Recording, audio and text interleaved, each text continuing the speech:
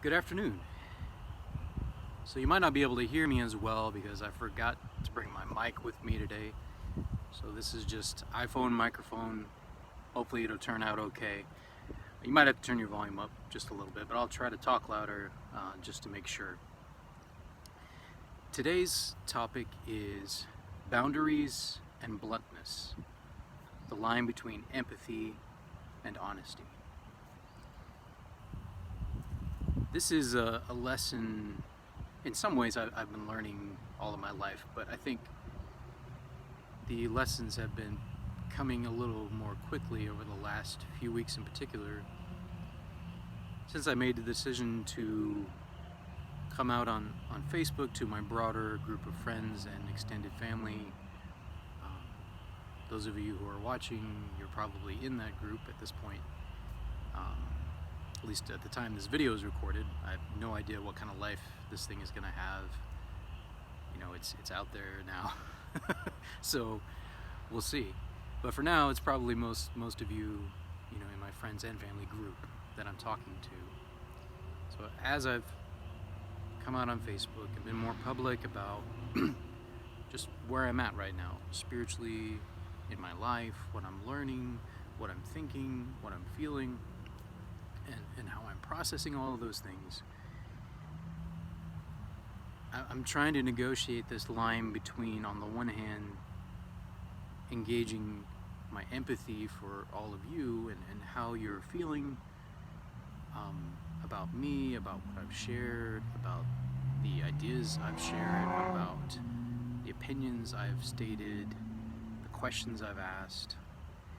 Some of you have reacted very strongly, at least the way it seems via Facebook, which those are the limitations of social media via text or text messaging, whether that's Facebook Messenger or on Facebook Wall or Twitter or even texting over phone. There's certainly limitations to that form of communication, and one of them is that it's very difficult at times to read another person's emotions, which is why I think gradually I am, even though I had this initial burst of putting myself out there and talking through things with people, and I don't want to just abandon that. I think I'm gradually going to be shifting back towards things that are more like Zoom calls or face-to-face meetings or even phone calls. And there are actually some social media platforms that allow you to do video messages back and forth. Like even Facebook allows that feature. Like you can send videos via Facebook Messenger. Most texting platforms, if you have enough data to cover it, allow you to do that now. So I want to utilize things like that more, because I think, again, this is why I'm doing this video log. It's really important for you guys to be able to see my face and hear my voice, hear my emotions while I'm talking. By the way, this is probably going to look a little weird with forced perspective. So if my hand looks suddenly massive compared to the rest of my body, I don't know, such is the life of a video log. Anyway, beside the point. Anyway, learning to draw the line between empathy on the one hand, I want to empathize with how you're feeling, I want to try to understand how you're feeling, and honesty. And there are times where I'm a little afraid, even now, to be fully honest, because I'm afraid of how it will make you feel. So there's a tension here between these two. There's I want to be sensitive to how what I say will affect other people, how it will make them feel. I want to be sensitive to that, so I don't want the empathy to shrink to the point where I'm just all truth and I don't give a shit what you feel or what you think about what I say or how you process it or how you might receive it. So I don't want the empathy to be so low that that's all you're getting from me is bam, bam, bam, truth, truth, truth. This is what I think. I don't care what you think. No, I don't want to go that far. So I want to continue to engage my empathy. I want to try to imagine at least how what I share will be received. That's important. But on the flip side, I don't want that And interestingly, one of the people I've talked with on Facebook helped me to see a little bit of this. Is like, if you go too far the other way, where all you think about is empathy, you might start to share, either just through holding back, share less and less of the truth, or you might even start to hedge a bit on honesty in order to protect that person's feelings. So in a sense, then at that point, you're managing that person's feelings. And I'm very grateful for my wife. She has pointed out to me several times, like, you know, I need to be careful about that. Like, I don't need to try so hard to manage other people's responses or feelings, because I'm afraid of how what I say will affect them. So I think there's a really healthy, I think those two things need to be kept in tension, where we're aware, you know, I think another word for this is emotional intelligence.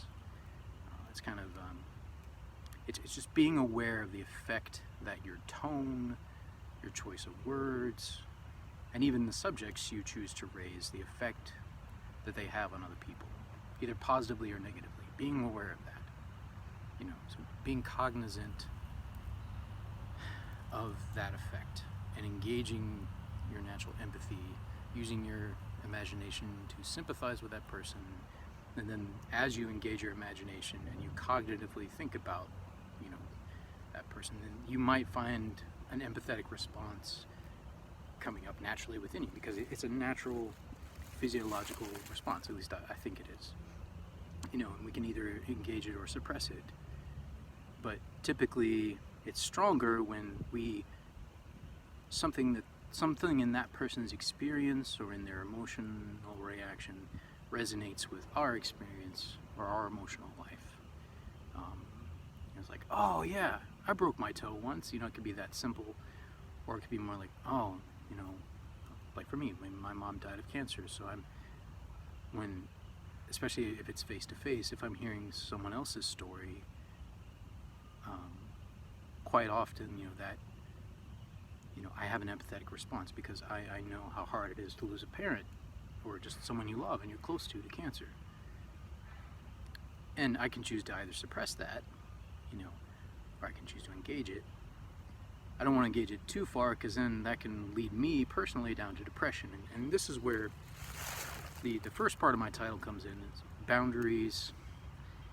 So I'm learning, and this is a process, you know, it's in process, but I'm learning what my personal boundaries are. It's like, how far can I go into empathy without sinking into despair or depression? Because I have, you know, I noticed myself over the last couple of weeks having a kind of empathy burnout, if you will, or some other people have talked about this, like compassion burnout, or, you know, it's like we only have so much energy in these bodies of ours, and empathizing with someone else, like feeling what they feel, that literally takes energy. It takes energy. It burns calories, if you will. You know, if you want to get that granular about it, it burns calories. It requires physical energy, which is why, you know, if you have a job, say if you're a therapist, or you're a doctor, or you're an EMT, someone who, you know, you're serving other people, you know, you're receiving some pretty powerful emotions. People that you're working with are often in states of crisis, whether it be a physical crisis, an emotional crisis, psychological crisis, what have you. And you can have compassion fatigue. That was the word I was looking for. Compassion fatigue, or empathy fatigue. It physically drains you, and I'm learning how to manage that slowly, and that I need to take time to rest, frankly. So today's Friday. This is the closest to social media I'm getting today, recording this vlog entry. I think I checked Facebook once at the beginning of the day, and I haven't looked at it since. I've been tempted to multiple times, you know, get back on there. It's like, has someone responded to what I said last, or did I say that right? I need to go back and read it again, make sure I wasn't a jerk, or make sure, you know, whatever it might be. And that's where I'm just like, nope, just let it go, leave it there, take a break. So today I'm taking a break, with the exception of recording this video, which, you know, at this point doesn't really require me to directly engage until I put it out there. But I'm taking a break so my body can rest, and that's okay. There's nothing wrong with that. It's not sinful. It's not selfish. It's actually the opposite of selfish, believe it or not, because I have learned, at least from speaking for myself, and I think I suspect many other people have had a similar experience. If I take that day to rest, which, I mean, to put it bluntly, like, this idea is in Christianity itself. The idea of a day of rest. I think that's a good idea. I think we need that. Whatever it is that is taxing us or draining our energy or stressing us, whether that's work or relationships, whatever it might be, we need a day to rest and recuperate. We physically need that, mentally, psychologically, emotionally, spiritually, the whole range. We need days like that. So today, like, I've been listening to like pop music, jazz music. I've been watching funny videos on YouTube, nothing super heavy. I'm trying to stay away from like really heavy emotional topics for the most part. I'm trying to take a bit of a break from that. And I think that's good. I think that's a healthy boundary, and I think it's something we have to learn to navigate in our conversations. And I have not always known how to do that, and honestly, I'm still learning how to do that. But there's another boundary, or there's another of the words in my, and I chose them because in a way the bluntness, I think, correlates to honesty, but it also relates to boundaries.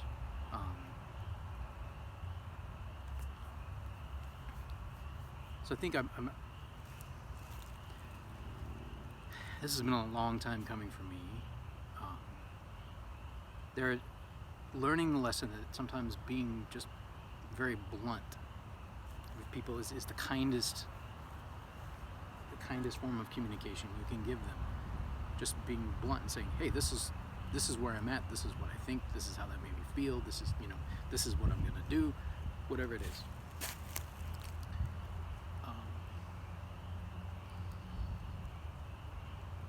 And honestly, like,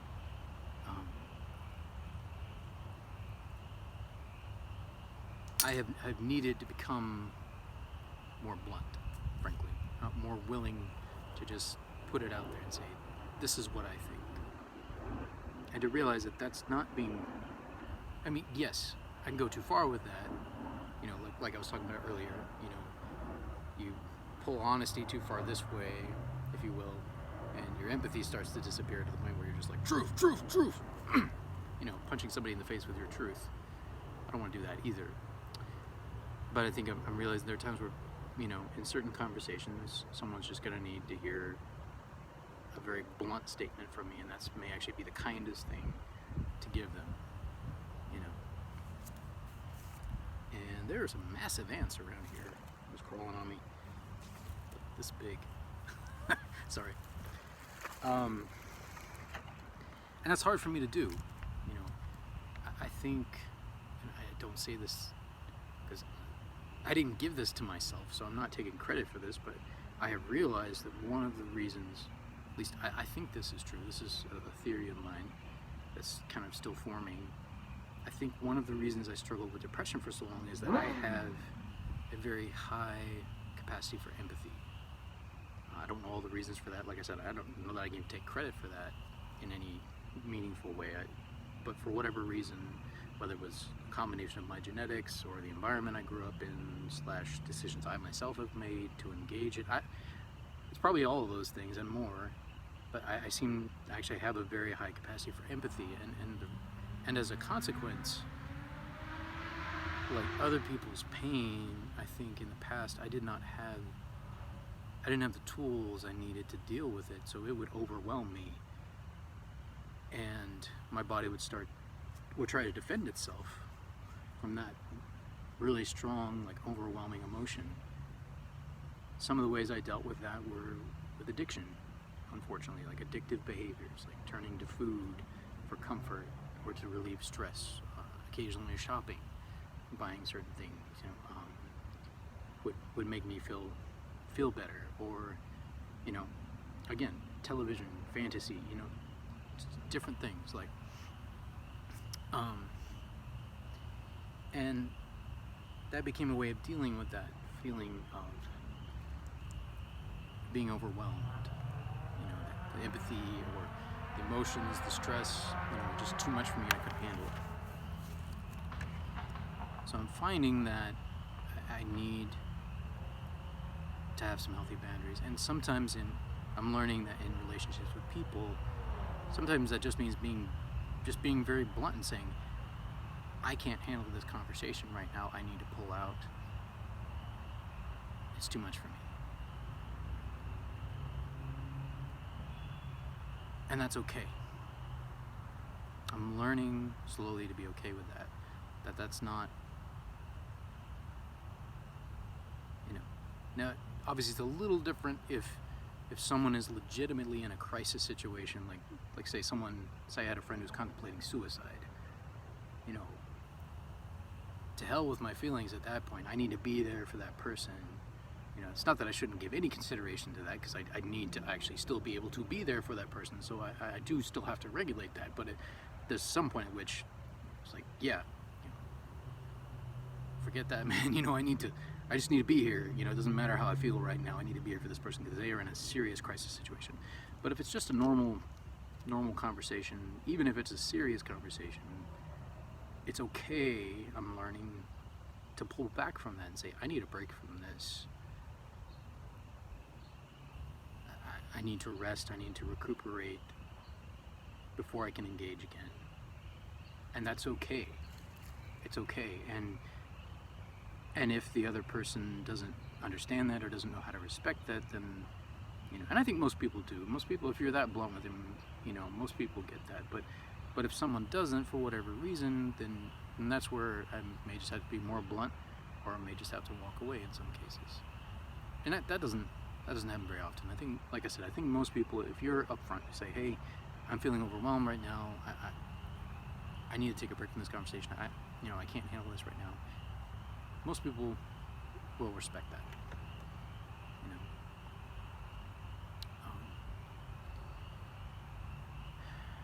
And I need to do the same. That is where empathy comes in, where I need to be aware of how that person is receiving what I'm sharing. And maybe they might not feel the freedom, in that conversation to say, hey, this is too much for me. So that's where, especially if I'm having a really good day that day, I feel like I'm in a healthy spot that day. I'm managing my emotions well, managing my stress well, I feel good, I'm well rested, etc. All the factors that play into being able to handle difficult or emotional conversations. If I sense that the other person is not in that space and that the conversation is beginning to overwhelm them, it would be good for me to say something like, hey, are you okay? Like, do we need to stop? Do we need to pause on this? So that I'm also respecting their boundaries, even if they might not know how to communicate them in that moment. Me being aware of that. And obviously, as you get to know someone better, if you know that person really well, over time, hopefully you will learn what some of those boundaries are for them, or say a particular topic that might be really difficult for that person to talk about. Say if they were abused as a child, you gotta know if you're gonna broach that topic with them, they need to be in a space to receive it, and you need to treat it very carefully and be very considerate of their past and what the kind of feelings that might bring up for them. It's important. It's compassion. It's sympathy. It's engaging natural empathetic response for that person. It's showing concern and care for their needs, not just your own. I need to get better at that, and I think I'm realizing or maybe relearning some of the lessons that led me to leave Facebook. And I never left it's just more of I just kind of set it to the side for many years. I don't think I could have fully explained all the reasons why. Something in me knew that it wasn't healthy for me. And some of it was just getting busy and just drifting away from it. But I think I'm realizing there definitely are limitations to this medium, and I need to be aware of those limitations and be conscious of that, even in the topics I might bring up on forums like Facebook or Twitter. There are certain topics that maybe it's not best served to speak about and discuss in Facebook. And even over the medium where you are typing responses and receiving them, there are other types of, for lack of a better term, social media sites that are more helpful in providing, I guess, a safe space for those kind of conversations to happen. I've been participating in a Discourse site. What's really cool about Discourse site is, rather than rewarding you for inflammatory statements or, sorry, someone's calling me. Rather than rewarding you for inflammatory statements or like Facebook algorithm does, saying controversial things, Facebook algorithm will reward you for that. I've noticed that people's more controversial posts they appear more often on my wall on Facebook. I don't know if some of you notice this. I suspect the same is true for any of mine that might sound controversial or have certain certain words that the algorithm is probably looking for. And it'll prioritize those posts because they know they'll get more views. So Facebook is designed like that. So it's designed in a sense to get you worked up and emotionally addicted to it. And I've been reminded of that as I've been trying to get back on the medium and find a healthy way to deal with that. But the Discourse site is cool because it doesn't reward you for that. It rewards you for participation. It rewards you for communicating with other people. I mean, that's the purpose of the site, is to have discourse. And what's really cool is on any given topic, even if you're the one who created it, you're only allowed to post 3 times in a row, and then it'll stop you from posting until someone else posts at least once. So it helps to limit people from just going on rants. You have to actually, at least it provides the opportunity for you to then stop talking and listen to the other person. So it's really good. It kind of has that built into it. I'm thinking of starting my own Discourse site eventually. Once I get my blog, my written blog, up and running, I may begin a Discourse site that's attached to that. And yeah, we'll see how that goes. That's kind of a long-term or midterm goal of mine. Right now I'm just trying to get the video log up and running, and so yeah, anyway, I need to go, so I'm gonna sign off for today. So like I said, keep healthy boundaries, be mindful of other people's boundaries. Don't be afraid to be blunt in order to protect yourself as well as to protect other people. And keep a healthy tension between empathy and honesty. Don't pull the cord too far one way or the other. Don't pull it too far to empathy where you're either just not saying the true things that you think you should say, or you're actually lying or deceiving the person because you want them to feel good. Don't go too far that way, but don't go too far this way where you're just beating them over the head with truth or punching them in the face with truth. This is my truth. Listen to me, damn it. No, don't go too far that way either. Keep a healthy tension, kind of somewhere here in the middle between empathy and honesty. And I think I'm preaching this to myself, if you will. I think it'll help. I believe it'll help me to have healthier conversations with other people, and I hope that maybe it's a help to you guys as well. So with that, I'm gonna sign off for this week. As usual, I went further than I planned to. I'm an Enneagram 5, what can I say? I love sharing information. So, goodbye.